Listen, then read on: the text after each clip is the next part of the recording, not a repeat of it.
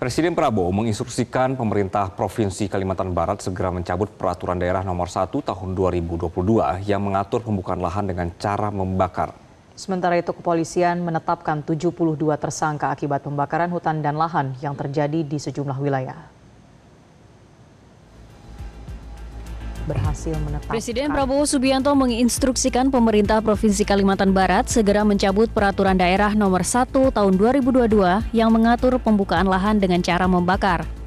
Pernyataan Presiden tersebut disampaikan Gubernur Kalbar Ria Nursan. Nursan mengatakan pencabutan perda dilakukan karena kondisi karhutla saat ini sudah dalam keadaan darurat.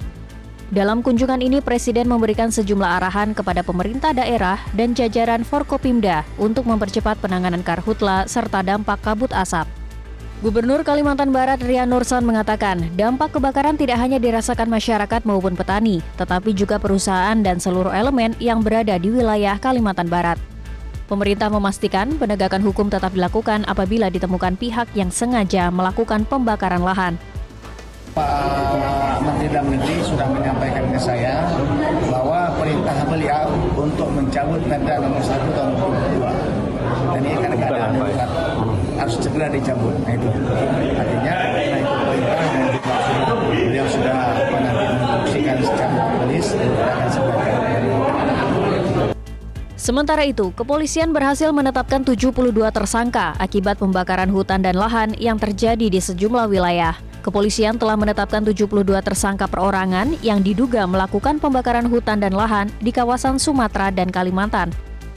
Dirtipiter Bareskrim Mabes Polri, Brigjen Pol Moh Irhamdi mendapati sejumlah barang bukti seperti bahan bakar jenis solar dan pertalite, puluhan korek api, serta bibit sawit.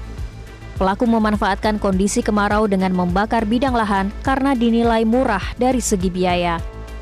Bahwa 72 tersangka tersebut sesuai hasil pemeriksaan tersangka dan para saksi, memang kebanyakan mereka sengaja membuka lahan, kemudian melakukan pembakaran. Karena untuk membersihkan, untuk dilakukan land clearing kan mahal, kalau menggunakan alat, apalagi BBM juga mahal sekarang, menggunakan sewa alat juga mahal, yang paling mudah adalah dibakar. Basisnya adalah alat bukti.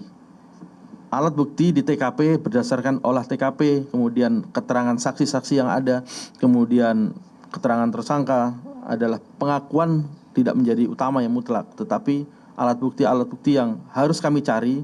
Kami kelebihannya penyidik adalah bisa geledah, bisa nyita, bisa koordinasi dengan PPATK untuk mencari arus ataupun aliran transaksi keuangan. Tentunya dia membakar tidak akan mau gratis, pasti ada pemodal, pendana, pasti diberikan uang itu dari mana, itu yang kami cari.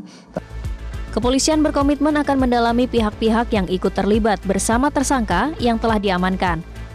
Berdasarkan data sejak awal Januari hingga Agustus, kepolisian mencatat luas lahan yang terdampak pembakaran liar mencapai 1.006,67 hektar yang berasal dari 89 laporan polisi di 9 Polda. Tim Liputan Metro TV. Jelajahi cara baru mendapatkan informasi. Download Metro TV Extend sekarang.